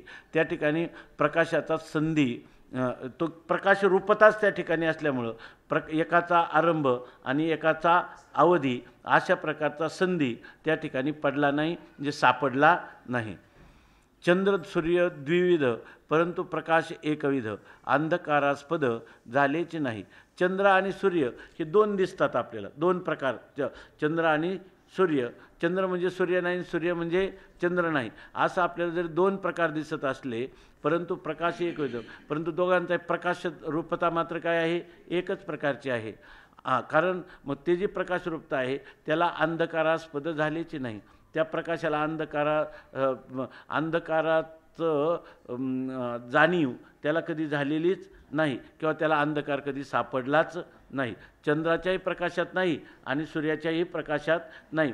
म्हणायला चंद्राचा प्रकाश आणि सूर्याचा प्रकाश आहे, प्रकाश दोन्हींचा काय आहे? एक रूपच आहे. तिथं अंधकाराला स्थळ कुठं सापडलंच नाही. दिवसा भेने राती मोहरे झाले म्हणजे सूर्य तेजाहुनी चांदणे भले नाना तेजाची परिणामा आले शांत चांदणेनी. अहो सूर्याचा अस्तप्रवाहे अंधकाराचा तर्को हो पाहे तो न गिळीतच गिळला आहे सुधा करे तेने. आता म्हणतात दिवसा भेने म्हणजे दिवसाच्या भीतीनं, रात्री मोहरे झाले, रात्री काय झाली? वळली. म्हणजे त्या दिवसाकडं नको जायला, आपण कोणाकडं वळू? रात्री म्हणते रात्री चंद्राकडं वळू, अंधाराकडं. हा आपला जो अंधार जो आहे तो काय म्हणतो? दिवसाची त्याला भीती वाटली आणि तो म्हणतो आपण कुठं वळू? रात्रीकडे जाऊ. म्हणजे रात्रीत आपल्याला सगळीकडं व्याप्त व्हायला, पसरायला आपल्याला अवधी मिळेल, म्हणून रात्री मोहरे झाले, ते रात्रीकडं तो वळला अंधार. म्हणजे सूर्य तेजाहुनी चांदणे भले, त्याला काय वाटलं? सूर्याचं जे तेज आहे ना ते आपल्याला हानिकारक आहे, त्याच्यापेक्षा चांदणं चांगलं आहे. रात्रीचं चांदणं हे काय, त्या अंधाराला काय वाटलं? रात्रीचं चांदणं जे ते आपल्याला परवडेल, त्याच्याकडं आपण जाऊ. म्हणून नाना तेजाची परिणामा आले शांत चांदणेनी. परंतु असं झालं का तेजाची परिणाम आले शांत चांदणे, परंतु त्याला त्या ठिकाणी त्याला त्या रात्रीचा आश्रय घेऊन आपल्याला काही तिथं आपला विकास करता येईल असं तर झालंच नाही. उलट काय झालं की तेजाचे परिणाम आले. जे दिवसाचं तेज होतं ना ते तेजच परिणामाला प्राप्त झालं. ते त्याच्यातच परिवर्तन काय झालं, शांत चांदणीने. शांत अशा चांदण्यामध्ये म्हणजे दिवसा काय होतं, त्या ठिकाणी तप्तता होती, ताप होता, परंतु आता तेच काय झालं, तेच आहे, परंतु उलट तापरहित शीतल चांदण्याचं तेज जे आहे त्या तेजरूपाला प्राप्त झालं. म्हणजे त्या ठिकाणी तेजाचा मध्ये कोणत्याही प्रकारचा बदल झाला नाही, उलट झालाच म्हटलं तर काय झालं, जे तापयुक्त होतं ते शांत किंवा शीतल तेज त्या ठिकाणी त्याला अनुभवाला आलं. अहो सूर्याचा अस्त प्रवाहे, अंधकाराचा तरकू हो पाहे, तो न गळितची गिळीला आहे सुधाकरे तेने. आता सूर्याचा अस्त प्रवाहे, सूर्याचा अस्त झाला, बरोबर ना, सूर्याचा अस्त झाला आणि मग आता त्यांनी तर्क काय केला होता, सूर्याचा अस्त झाला की रात्रीमध्ये काय होईल, अंधकाराला म्हणजे आपल्याला अवकाश मिळेल असं त्याला वाटलं होईल. पण तिथं तो गेलाही, तो पौर्णिमेच्या रात्री तिथं गेलाही, दिवसाच्या भीतीने पोचलाही, पण तो न गिळितची गिळीला आहे सुधाकरे तेने. परंतु त्या सुधाकराने काय केलं, त्या म्हणजे चंद्राने काय केलं, त्याला गिळलं का खरं, न गिळितच गिळलं, न गिळता गिळलं, कारण त्या ठिकाणी तो अंधकार सिद्ध झाला नाही, परंतु आता एक बोली भाषा म्हणून आम्ही म्हणतो त्याला गिळलं. म्हणजे थोडक्यात काय, तिथंही त्याची सिद्धी झाली नाही, पौर्णिमेच्या दिवसाही त्याची सिद्धी झाली नाही, आणि रात्रीकडे गेला तर रात्रीही त्याची सिद्धी झाली नाही. एक बोली भाषा म्हणून म्हणतात की त्या चंद्राने काय केलं, त्या अंधाराला गिळलं. अंधाराला गिळलं का न गिळता गिळलं, का त्याची तिथपर्यंत पोचच झाली नाही. मग त्याला सूर्य पाहायला मिळाला का चंद्र पाहायला मिळाला, सूर्य पाहायला मिळाला नाही आणि चंद्रही पाहायला मिळाला नाही. मग तसं या ठिकाणी त्या ठिकाणी ज्या वेळेला जोपर्यंत आपल्याला आत्मसाक्षात्कार झाला नव्हता तेव्हा अज्ञान होतं का, किंवा आत्मसाक्षात्कार झाल्यानंतर अज्ञान निवृत्त झालं का. मग अज्ञानाच्या ठिकाणी पूर्वभाव ठरला की पूर्वापर भाव ठरला की पूर्वापर भाव असिद्ध झाला, म्हणजे अज्ञान नाहीच असं ठरलं. अज्ञानाला कुठेही स्थान मिळालं नाही, अज्ञान मुळात नाहीच असं ठरलं. आता सांगता, असो आत्मप्रत्ययाधी आत्मया नाही अवधी, येथे केवी संधी मानू ये हा. मग आता त्याच्यामध्ये संधी काळ सांगता आला का तुम्हाला. जसं पौर्णिमेचा दिवस आणि पौर्णिमेची रात्र यामध्ये तुम्हाला कोणताही प्रकाश आणि रात्री किंवा दिवस आणि रात्री असा संधी सांगता आला नाही. उलट एवढं लक्षात आलं की हा दिवसात तप्त असणारा जो प्रकाश आहे तोच उलट शीतल चांदण्याने युक्त अशा शीतल भावाला प्राप्त झाला. पण त्या ठिकाणी मात्र अंधाराला मात्र कुठं स्थान मिळालं नाही. तशीच अज्ञानाची स्थिती आहे. असो हां हो काय नाही ज्ञानामध्ये अज्ञान राहत नाही आणि ज्ञानाला सोडून स्वतंत्रही राहू शकत नाही. अज्ञानाची सिद्धी होत नाही, अज्ञान स्वरूपाच्या ठिकाणी सिद्धी होत नाही. म्हणजे अज्ञान नावाचा पदार्थ असा नाही का जेव्हा तुम्हाला अज्ञान होतं, तुम्ही म्हणता पूर्वी होतं तेव्हा अज्ञान सिद्ध झालं का, नाही. कारण अज्ञानाची सिद्धी आता पुढं सांगणारच आहे. ते अज्ञानाला सिद्ध होत नाही. बरं, ते अज्ञानाची सिद्धी ज्ञानाने केली तर ज्ञानापुढं अज्ञान येत नाही, म्हणजे ते ज्ञान काय करतं, अज्ञानाची पुन्हा काय करतं, असिद्धीच करतं. म्हणजे अज्ञान नावाचा फक्त शब्द तुमच्या मुखात आहे. अज्ञान म्हणून तत्वता ना स्वरूपाच्या ठिकाणी ना स्वतंत्र, कुठूनच तुम्हाला अज्ञानाची सिद्धी करता येत नाही. आत्मस्वरूपाच्या ठिकाणी राहतं म्हणावं तर ज्ञानरूप म्हणजे तेज आणि अंधकार दोन्ही एकत्र राहू शकत नाही. स्वतंत्र राहिलं तर हे कोणाला कळलं, ते अज्ञान आहे म्हणून अज्ञानाला कळणार नाही, अज्ञानाला कळणार त्याला अज्ञान म्हणता येणार नाही. म्हणून या ठिकाणी कशाही रीतीनं म्हटलं तर अज्ञानाची सिद्धी होत नाही. असो आत्मप्रत्ययाआधी आत्मया नाही अवधी, येथे केवी संधी मानू ये हा. आता ते म्हणतात आत्मप्रत्यय येण्याच्या अगोदर, बरोबर ना, आत्मप्रत्यय येण्याच्या अगोदर अज्ञान होतं असं जर पूर्वपक्ष म्हणत असेल तर आत्मया अवधी नाही. आत्मेच्या ठिकाणी आहे का पूर्वोत्तर भाव, का आत्मा नित्य आहे आणि का त्याची ज्ञानरूपताही नित्य आहे. मग त्याची ज्ञानरूपता नित्य जर असेल तर त्या ठिकाणी अज्ञान कधीच येणं शक्य नाही. कारण आत्म्याच्या ठिकाणी तुम्ही म्हणा अगोदर होतं, पण असा कोणता काळ तुम्ही सांगा का ज्या ठिकाणी आत्म्याची ज्ञानरूपता खंडित आहे. म्हणजे आत्म्याच्या समोर त्या आत्म्याला अवधी नाही, म्हणजे आत्मा हा ज्ञानस्वरूप असल्यामुळं त्या ज्ञानस्वरूप आत्म्याच्या ज्ञानाचा शेवट कधीच झालेला नाही. आणि मग तिथं तुम्ही केवी संधी मानू, आणि मग तुम्ही म्हणले की अगोदर होता आणि आता ज्ञान झालं. तसा ज्ञान आणि अज्ञान, बरोबर ना, यांचा संधी किंवा यांची भेट तुम्हाला कधी मानता येईल? कधीच नाही. अज्ञान कालात अज्ञान सिद्ध होत नाही, अज्ञान कालात अज्ञान राहत नाही. मग अज्ञान कधी आहे? मग ह्या अज्ञान आणि अगोदर होतं आणि नंतर गेलं, असं त्या प्रकारे. आणि म्हणजे ज्ञानाने गेलं तर आता इथपर्यंत अज्ञानाचा काल आहे आणि इथून पुढं ज्ञानाचा काल आहे. मग हा ज्ञान आणि अज्ञानाचा संधी आहे, असं तुम्हाला कधी सांगता येईल? कधीच सांगता येणार नाही. येथे केवी संधी मानूया. आत्मप्रत्ययाच्या आधी अज्ञान होतं, बरोबर ना. असं जर तुम्ही म्हटलं तर आत्मप्रत्ययाच्या आधी अज्ञान होतं, बरोबर ना. असं तुम्हाला सिद्ध करता येतं का? नाही. पण आत्मप्रत्ययानंतर अज्ञान जातं, असं ते गेलं हे तरी सिद्ध करता येतं का? दोन्ही गेलंही सिद्ध करता येत नाही आणि आहेही हेही सिद्ध करता येत नाही. कोणाच्या ठिकाणी? आत्मस्वरूपाच्या ठिकाणी. कारण आत्म्याच्या ज्ञानस्वरूपाला कधी अवधीचं नाही, त्याची कधी समाप्ती नाही. म्हणून अहो जेनेची पूर्ण काय झालं अहो प्रपंचाचे जे भान आत्मेनंच शोभायमान आणि आत्मत्व जाण आत्मप्रत्यय ही. इथं आहे काय? तुम्ही जर म्हणणार की आपल्याला सगळ्या प्रपंचाचं ज्ञान होतं, बरोबर ना. मग प्रपंचाचं जे भान होतं ते आत्मेनंच शोभायमान. प्रपंच जड आहे, दृश्य आहे आणि त्याचं ज्ञान होत आहे, तर ते ज्ञान कोणाला होतं? प्रपंचाचं ज्ञान प्रपंचाला होईल का?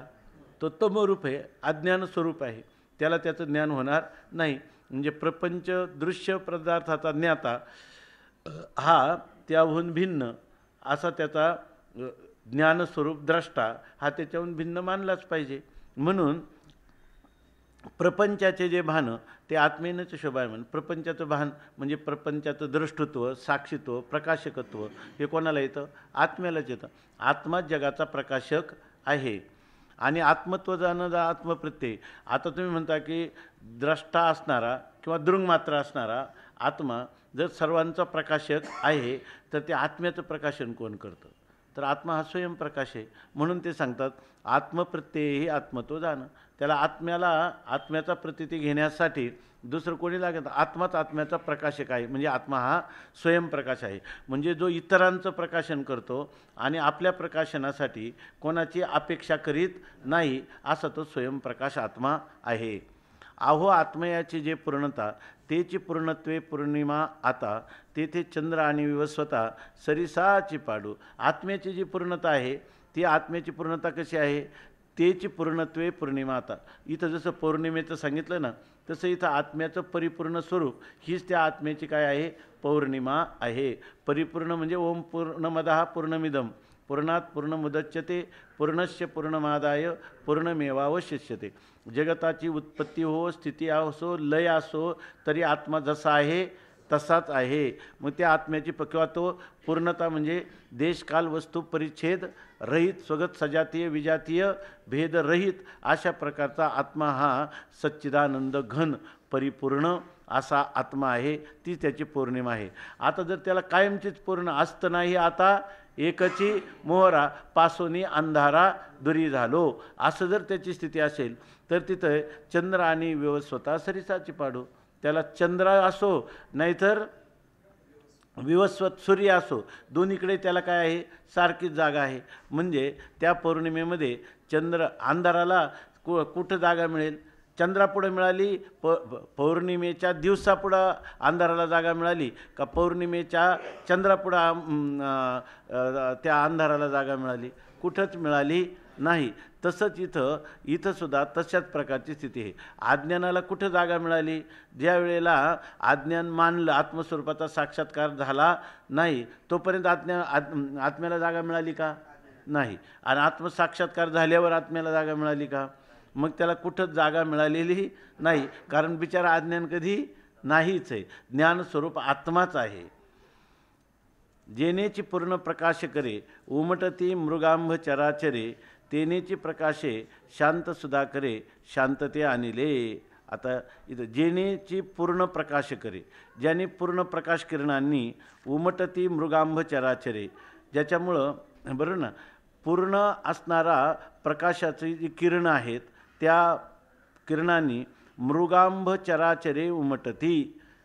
मृगजळामध्ये असणारी जी चराचर बरोबर ना सगळे चराचर प्राणी हे ज्याच्यामुळं उमटतात म्हणजे प्रकाशित होतात.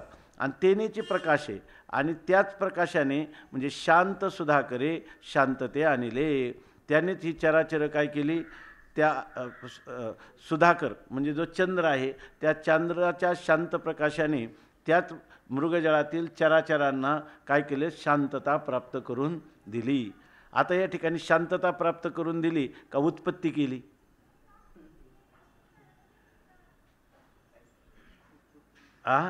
उत्पत्ती केली नाही. बरं शांत केली का? हा व्यवहारच झाला नाही. कारण काय आहे, तो काय केवळ प्रकाशरूप आहे. त्याच्या प्रकाशाच्या किरणाने हे मृगजळातले जलचर किंवा चराचर सृष्टी ही उत्पन्न झाली नाही. कारण काय चराचर जे आहेत ना, मृगजळ हे जळ नाही, ते आहे सूर्यकिरण. केवळ उखर भूमीचा आणि सूर्यकिरणाचा प्रकाश होऊन आपल्याला जलाचा भास होतो.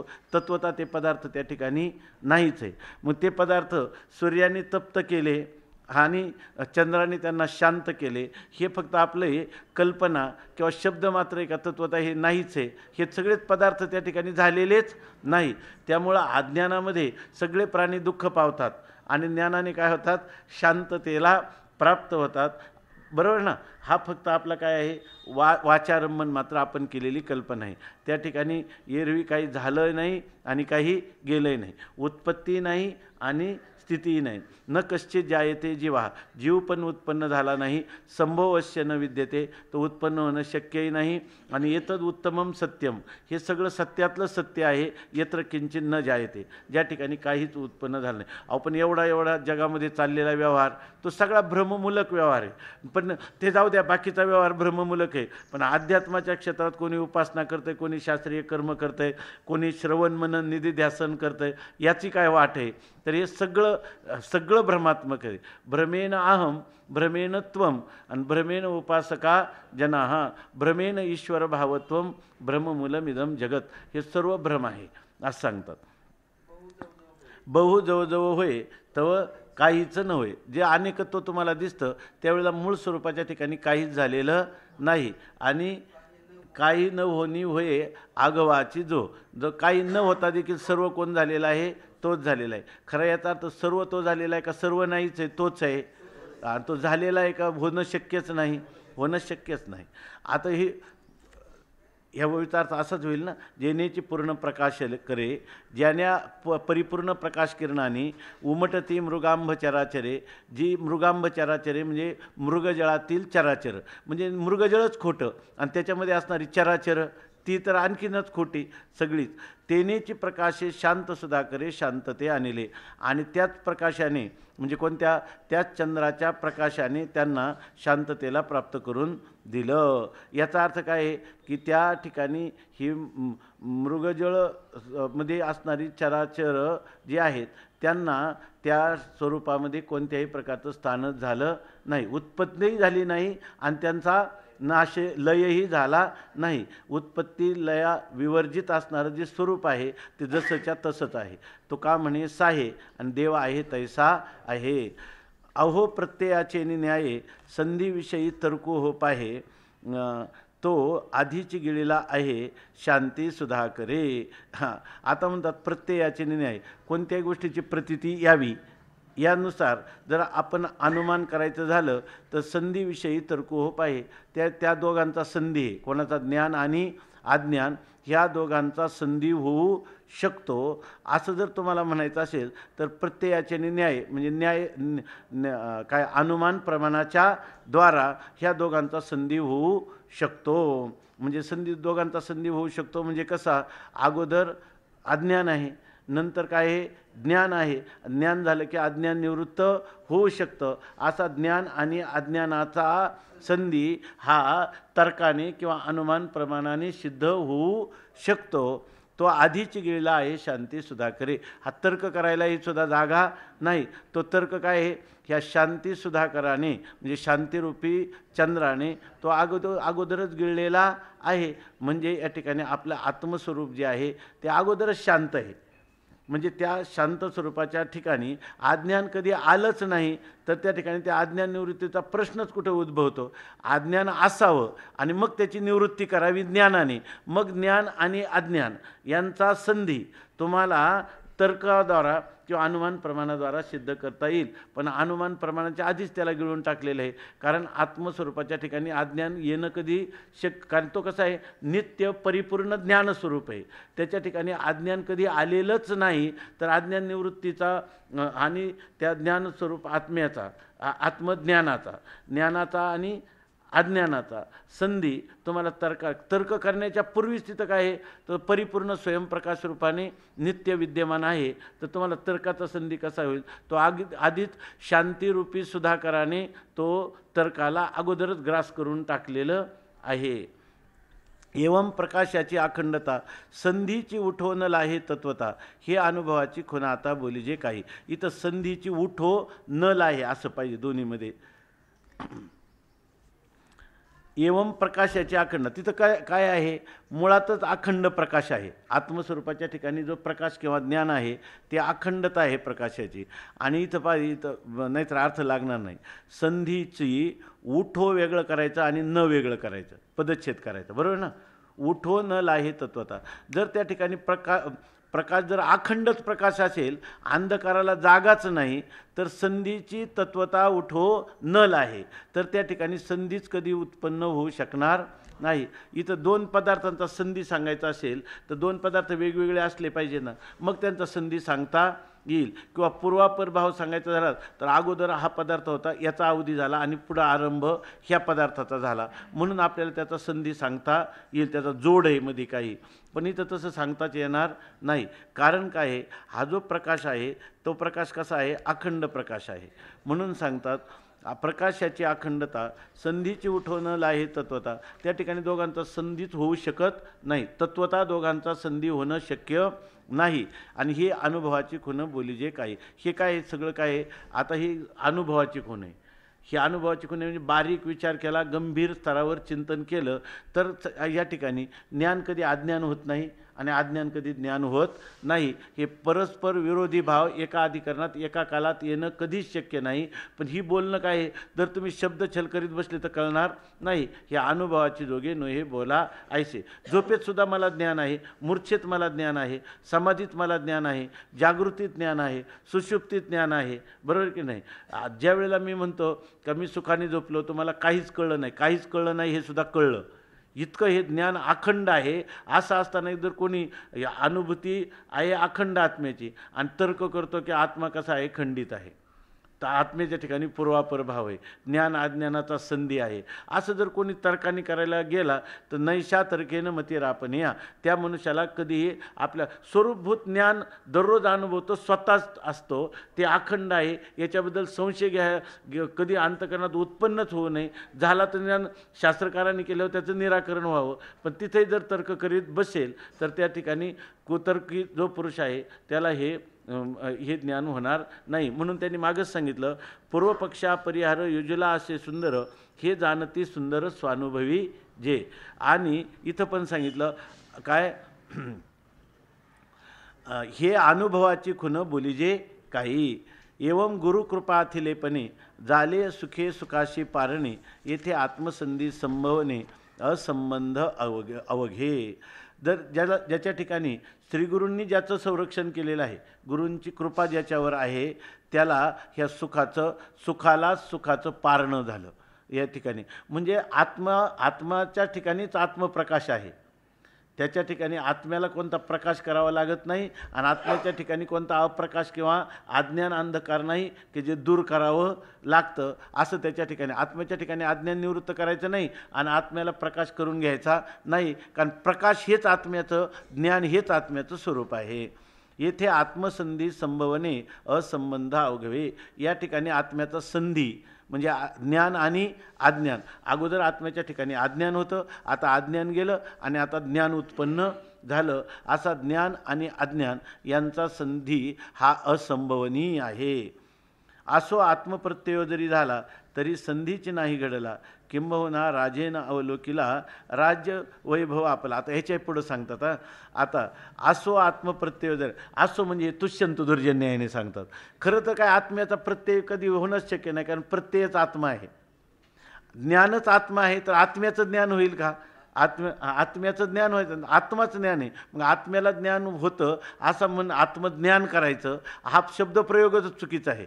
परंतु आता शास्त्रीय जगतात त्यांनी सांगितलं प्रवाह चालत आलेला आहे की जीव अज्ञानी असतो, तो गुरुला शरण जातो, मग गुरु त्याला ज्ञान देतात, मग अज्ञान निवृत्त होतं आणि मग अज्ञान निवृत्त झालं का तो मुक्त होतो. असा तर प्रवाह चालत आलेला आहे. ठीक आहे, तुमच्या प्रवाहाप्रमाणे आम्ही मानलं म्हणतात. असो आत्मप्रत्यय जरी झाला, आत्म्याची प्रतीती जरी आली म्हणजे आत्मसाक्षात्कार झाला, म्हणजे आत्मसाक्षात्काराचा व्यवहार झाला. आत्म्याच्या ठिकाणी हा व्यवहार होत नाही, परंतु या ठिकाणी त्याला जो भ्रम झाला होता त्या भ्रमाची निवृत्ती झाली आणि भ्रमनिवृत्ती झाल्यानंतर हा म्हणायला लागला की आम्हाला आत्मा प्राप्त झाला. जसं एखाद्या माणसाची पेन्सिल कानावरची आहे आणि त्याला सापडत नाही, म्हणतो पेन्सिल हरवली. नंतर त्याला कोणी सांगितलं की तुमच्या कानावरच आहे, आता लगेच म्हणतो सापडली. हरवलीच कुठे होते तर सापडली. तर असा जसा व्यवहार होतो तसा आत्मसाक्षात्कार नाही. मीच साक्षात आत्मा आहे तर त्याचा साक्षात्कार काय करून घ्यायचा. पण तरीसुद्धा समजा एखाद्याने अगोदर भ्रम झाला होता म्हणून आता मला आत्म्याचा, मी आत्मा नाही मी देह आहे म्हणत होता, आता गुरुकृपेने मी आत्मा आहे म्हणायला लागला. मग आणि त्यालाच काय म्हणायला लागला, आता मला माझा आत्म्याचा साक्षात्कार झाला आणि आत्म्याविषयीचं जे अज्ञान होतं ते गेलं. असं जरी कोणी म्हणत असेल तर ते मग आता तर तुम्ही म्हणाल का नाही की आत्म्याचं ज्ञान अगोदर अज्ञान होतं आणि आता ज्ञान झालं, आता संधी. त्यावेळेलासुद्धा संधी झालाच नाही. त्यावेळेलासुद्धा असा व्यवहार जरी झाला तर त्या व्यवहारातही संधी झाला नाही. बरोबर आहे ना. व्यवहारात संधी झाला नाही कसा. आता तुम्हीच म्हणता अगोदर आम्ही अज्ञानी होतो आणि आता काय झालं, आम्हाला आत्मस्वरूपाचं ज्ञान झालं. मग आता ज्ञान आणि अज्ञान यांचा संधी सरळ सरळ झाला की नाही. तर इथं ग्रंथकार म्हणतात की त्यावेळेलाही संधी झालाच नाही. कसा नाही झाला ते सांगतात.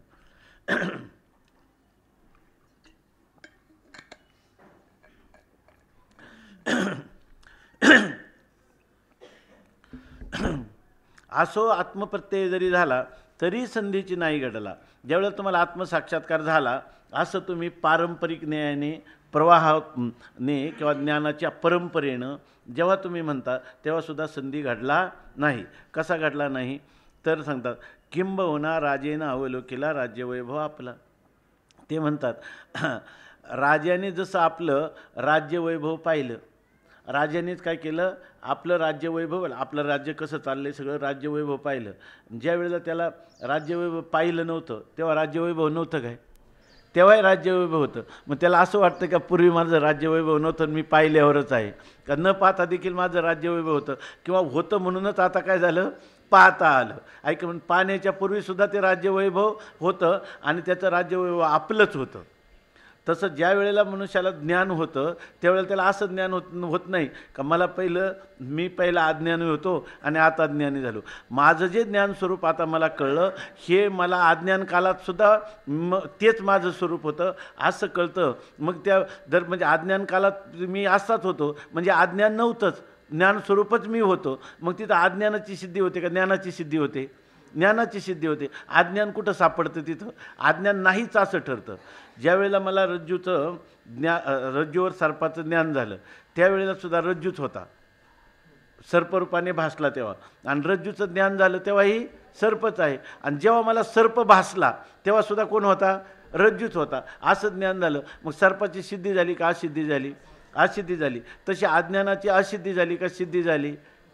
ज्यावेळेला म्हणतो की मला पूर्वी अज्ञान होतं ना आता मला ज्ञान झालं तेव्हा तुझा त्याला म्हणतात बंधक आलेपी बंधा भावा.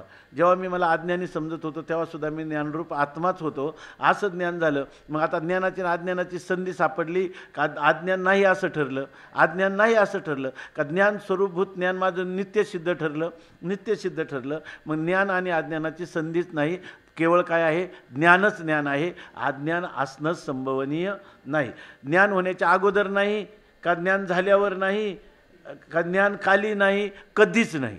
अज्ञान नावाचा पदार्थ ज्ञान स्वरूप आत्म्यापुढं कधी येणंच संभवनीय नाही. राजाला कधी असं वाटतं का, मी जर राज्यवैभव पाहिलं नव्हतं तर मी भिकारी झालो असतो किंवा मी पूर्वी भिकारी होतो, असं कधी त्या राजाला वाटतं का? तसं मला साक्षात्कार झाला नव्हता तेव्हा मी भिकारी नव्हतो, तेव्हासुद्धा मी कोण होतो? राजाच होतो. खरं ज्ञान झालं की त्या खऱ्या ज्ञानात अज्ञानाला स्थान कुठंच राहत नाही. म्हणून सांगतात, त्या अवलोकेल्या आईलीकडे होता भिकारी हे तव न घडे, तेवी प्रत्ययी होता घडे संधी काही. अवलोकनीया अलीकडे, राजाने जोपर्यंत राज्यवैभव पाहिलं नाही त्याच्यापूर्वी तो भिकारी होता, आणि मग त्याने राज्यवैभव पाहिलं होतं राजा झाला का? त्याच्यापूर्वी भिकारी होता. हे तर न घडे, हे तर घडूच शकत नाही. तेवी प्रत्ययही होता घडे संधी काही. त्याप्रमाणे जरी आपल्याला आत्मप्रत्यय झाला, आत्मसाक्षात्कार झाला, तर त्यावेळेला खरोखर ज्ञान आणि अज्ञानाचा संधी झाला काय? अज्ञान गेलं, ज्ञान आलं, आणि असा त्यांचा उभयताचा संधी झाला. असं कधी घडेल काय? घडणं शक्यच नाही. असो स्वात्मसुखीचे अनन्यपणे आपे आप दुजे होणे, आत्मरसाशी भोगणे आत्मरसेचे. ते म्हणतात स्वात्मसुखीचे अनन्यपणे. आपलं जे आत्मसुख आहे ते अनन्य आहे, म्हणजे ते कधीच अन्यथा भावाला प्राप्त होत नाही. ते सुख सुखच आहे. आत्मसुख हे काय आहे? अनन्य. ते अन्य भावाला कधीही प्राप्त होत नाही. आत्मसुख आत्मसुख रूपानेच राहतं. आपे आप दुजे होणे, ते आपल्याच ठिकाणी आपण द्वैत भावाला प्राप्त होतं. म्हणजे काय? कोणतं? आपे आप दुजे होणे, ते आपणच आपण दोन होतं.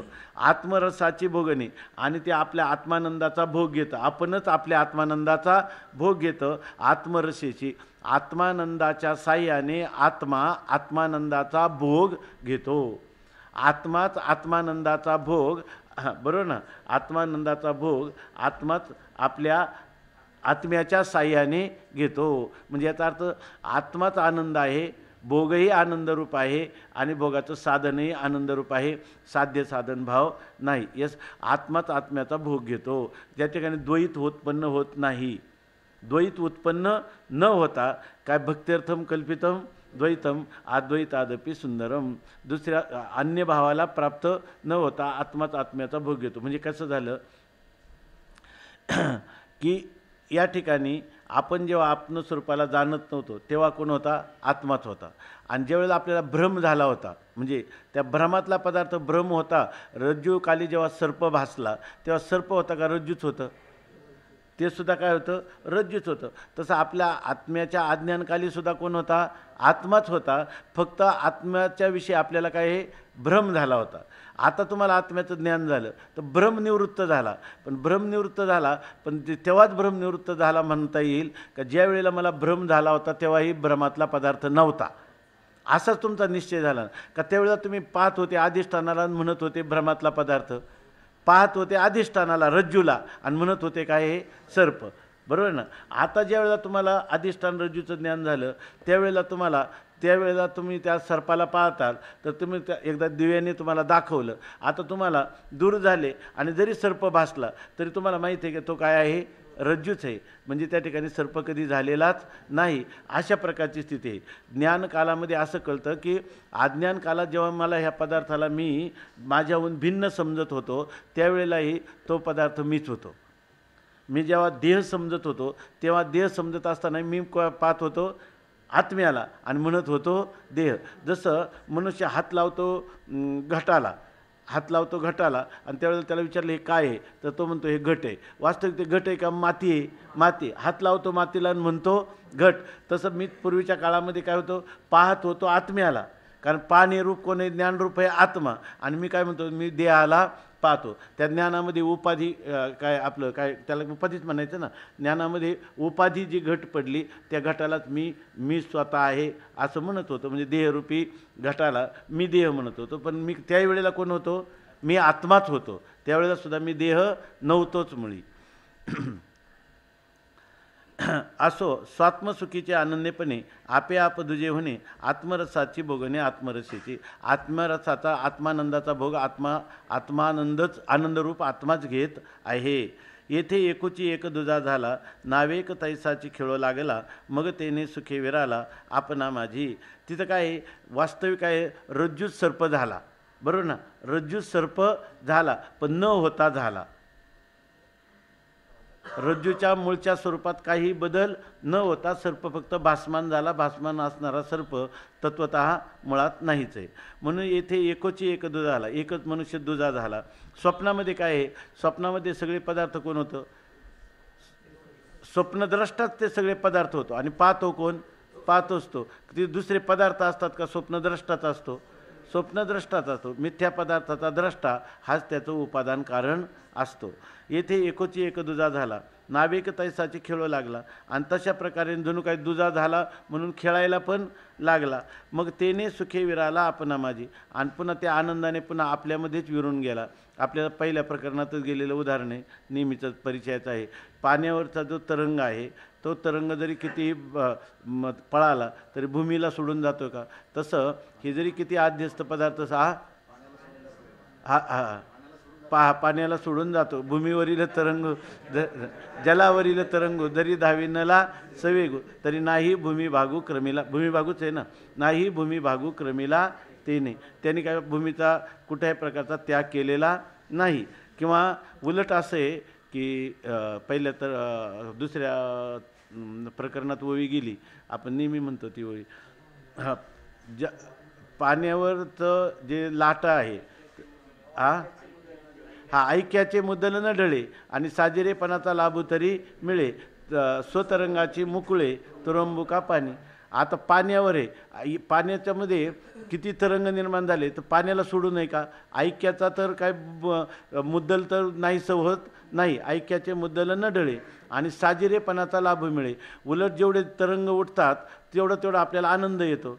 परंतु ते पाणी सोडून आहे का काहीच नाही. असं जर घडत असेल तर काय हरकत आहे द्वैतामध्ये आनंद घ्यायला? ऐक्याचा बाद तर होत नाही आणि द्वैतात आनंदाचा भोग तर होतो. तर माऊली म्हणतात त्या आपल्याच तरंगरूपी पुष्पाचं सुगंध जर ते पाणी घेत असेल तर त्यात कुठं बिघडलं असं माऊली म्हणतात. तसंच इथं सांगतात, येथे एकोची दुजा झाला, नावेक तैसाची खेळू लागला, तेने सुखे विराला आपणा माझी. ते तर झालं. क्षरला सागर गंगा ओघी मिळे, क्षरला सागर गंगा ओघी मिळे आणि आपणची खेळे आपणा माझी. तशा प्रकारचं आहे. येथे एकपण नाही फुटले किंवा दुजेपण नाही मांडले, आस्तिक्याशी नाही आले अनास्तिक्यत्व पै. आता इथं एक पण फुटलं का आत्म्याचं? ते अफूट राहिलं. म्हणजे एकपणामध्ये कोणताही विकार झाला नाही. आणि पाणी किती तरंग सागर लहरी निर्माण झाल्या तरी त्याच्यातलं पाण्याहून वेगळं पण म्हणून त्यांच्यात निर्माण झालं का? नाही. आस्तिक्याशी नाही आले अनिस्तक्यत्वपै. तसंच आस्ती स्वरूप असणारा जो आत्मा आहे तो कधीही नास्ती स्वरूप झालेलाच नाही. तो कायम आस्ती हे त्याचा सत हे त्याचं काय आहे? स्वरूपच आहे. ना तरी आत्मरसाच्या प्रौढी सकळा रसितेची गोडी किंवा ठाईची बुडी देवनी राहिला. आता आणखी नाही. बरं तुम्ही म्हणाल कायम तरंगाप्रमाणे त्याचा विस्तारच व्हायला पाहिजे का? द्वैतातच राहायला पाहिजे. कधी द्वैतात राहिलं तरी अद्वैत स्थिती अभंगच आहे.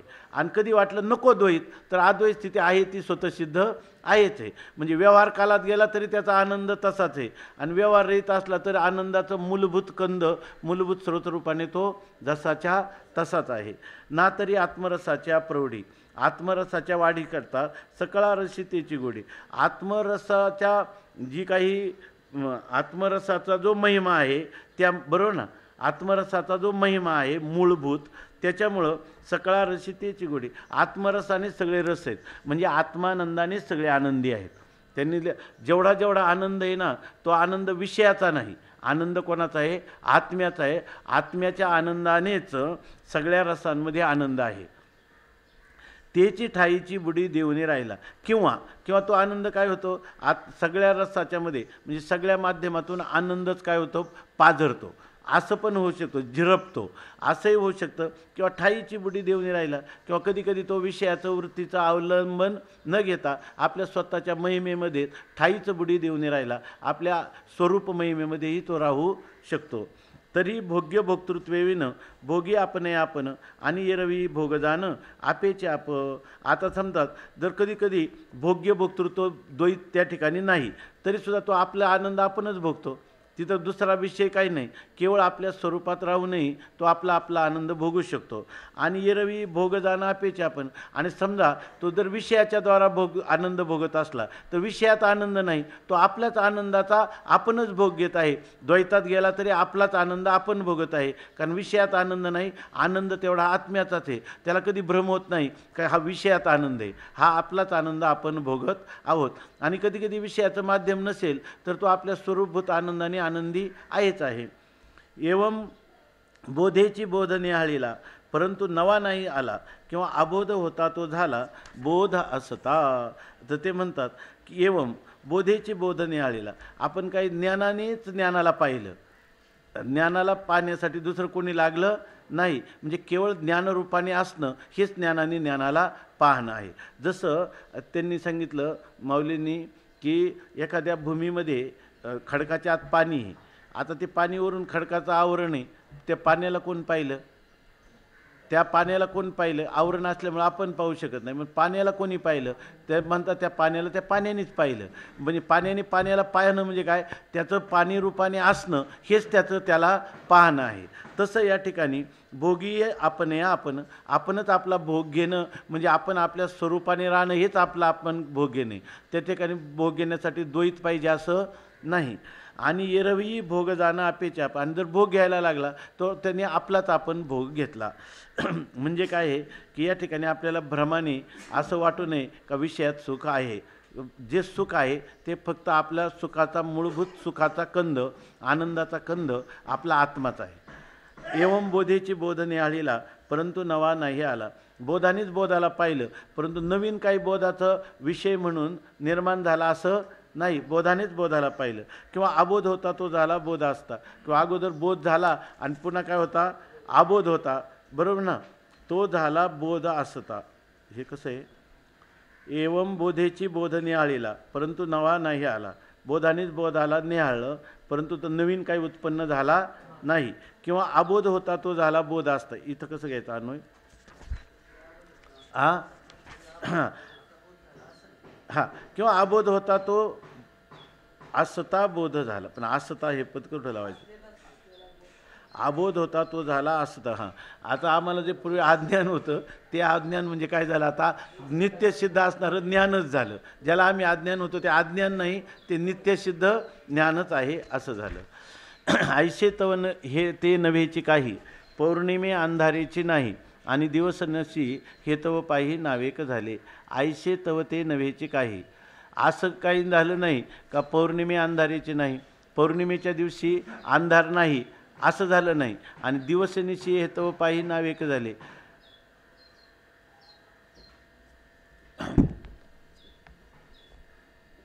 असं काही झालं नाही का ऐसे तव ते नव्हेची काही, पौर्णिमे अंधारेची नाही, पौर्णिमेच्या दिवशी अंधार नाहीच, आणि दिवसनिशी हे तव पाही, आणि मग दिवसा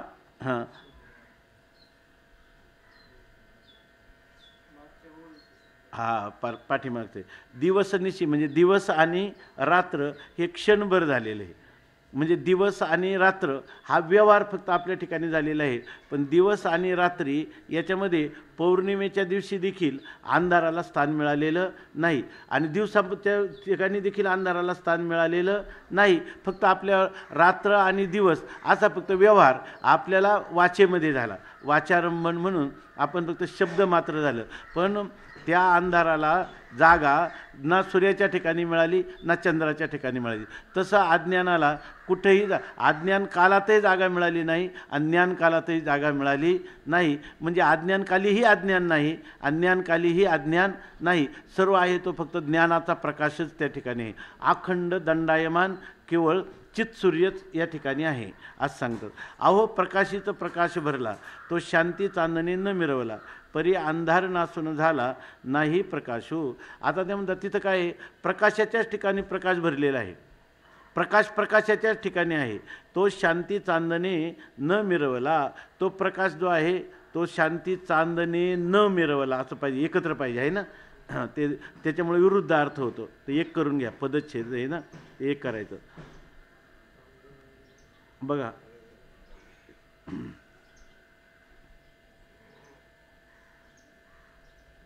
हरिराम. शांती चांदणेनं असा एकत्र करायचा, नाहीतर मग तो विरुद्ध अर्थ होईल तिथं. प्रकाशाच्या ठिकाणी प्रकाश भरलेला आहे आणि तो प्रकाश कशाने मिरवला, शोभला कशामुळं, एका जनार्दनी एकपणे उभा आणि चैतन्याची शोभा शोभतसे. प्रकाशाच्या ठिकाणी प्रकाश भरलेला आहे आणि तो प्रकाश शांतिरूपी चांदण्याने तो प्रकाश मिरवला, नाम शोभला. परी अंधार नासून झाला नाही प्रकाशी. परंतु असं नाही झालं का त्या ठिकाणी तो प्रकाशाच्या ठिकाणी प्रकाश मिरवलेला आहे, पण असं नाही झालं का त्या प्रकाशाने अंधाराचा नाश केला आणि मग तो प्रकाशरूप झाला आणि मग तो मिरवला, असं झालं नाही. कारण काय, जसं दिवसाच्या पुढं सूर्याच्या पुढं त्या अंधाराला जाता आलं नाही, तसा तो चंद्राच्या पुढं गेला आणि मग बरोबर ना, आणि मग त्या चंद्राच्या प्रकाशाने त्या अंधकाराचा नाश केला, बरोबर ना, अंधकाराचा नाश केला, असं झालं नाही. तो मूळचाच प्रकाश शांतिरूपी चांदण्याने तो प्रकाशित झालेला आहे. म्हणजे अज्ञान त्याच्या पुढे गेलेलंच नाही. कधी कोणत्या काळात गेलं नाही, अज्ञान काळात अज्ञान गेलं नाही का ज्ञान काळात अज्ञान गेलं नाही, कोणत्याच काळात अज्ञान त्या ज्ञानस्वरूप आत्म्यापुढं आलेलंच नाही. तेवी बोधाशी न होणं खंडन, बोधेची बोध झाला प्रसन्न, तेथे कोठे आता अज्ञान सत्यत्व पावे. याचा अर्थ झाला की बोधाशी खंडन न होणं म्हणजे ज्ञानरूप आत्म्याचं खंडन न होता, म्हणजे त्याची ज्ञानरूपता अबाधित राहून किंवा ज्ञानरूपतेचा बाध न होता बोधेची बोध झाला प्रसन्न, बोधानेच बोध प्रसन्न झालेला आहे. म्हणजे अज्ञानाचा संबंध न होता आत्मस्वरूपाने मूळच्या ज्ञानस्वरूपाने असणं हेच काय आहे, त्या ज्ञानाचा ज्ञानाशी होणारा आपलं बोधाने बोधाचं प्रसन्न होणं आहे. बोधाने बोधाला प्रसन्न होणं म्हणजे काय, तर बोधाला कधी खंडनच न होणं, म्हणजे त्याच्या ठिकाणी अज्ञानाचं कधी आवरणच न येणं, हा तो बोधाची प्रसन्नता आहे. याचा अर्थ बोधाची प्रसन्नता ही नाही का अगोदर अज्ञान होतं आणि मग ते ज्ञानाने अज्ञान गेलं आणि मग ते ज्ञान जे आहे ते आपले विमल स्वरूपाला किंवा मूळच्या बोध स्वरूपाला प्राप्त झालं, असं काही तिथं त्या ठिकाणी प्राप्ती अप्राप्ती किंवा प्राप्ती निवृत्ती असा कोणताही व्यवहार घडलेला नाही. तेथे कोठे आता अज्ञान सत्यत्व पावे. जर बोधासमोर अज्ञानच कधी आलं नाही तर ते अज्ञान सत्यत्व कसं सिद्ध होईल, आलंच नाही तर ते अज्ञान सत्य सिद्ध होणार नाही का मिथ्या पण सिद्ध होणार नाही. ते अज्ञान सत्य किंवा मिथ्या आहे अशा प्रकारचा ऊहापोह करण्याची तिथं गरजच नाही असं सांगतात. ऐशे स्वरूपी पाही विचारिता अज्ञान नाही, असो मागुते पुढेही धांडोळणी पाहू. ते म्हणतात अशाप्रमाणे आपलं असणारं ज्ञान स्वरूपाच्या ठिकाणी अज्ञान मुळातच नाही, असो मागुते पुढे. मग जर आता स्वरूपात अज्ञान नाही हे जर आता निश्चित ठरलं, बरोबर ना, त्याच्यामध्ये पूर्वापर भाव पण नाही, स्वतंत्र पण नाही, अज्ञानाचा आश्रय पण नाही, विषय पण नाही, त्याच्याहून भिन्न पण नाही, अभिन्न पण नाही, असं जर असेल तर मग म्हणतात आता काय विचाराने अज्ञान नाही असं ठरलं तरी पण म्हणतात अजून आम्हाला 260 ओव्या लिहायच्या आहेत याच्यावर. म्हणून म्हणतात मागुते पुढेही धांडोळेनं, अजूनही आम्ही अज्ञानाचा धांडोळा किंवा शोध घेणारच आहोत असं सांगतात.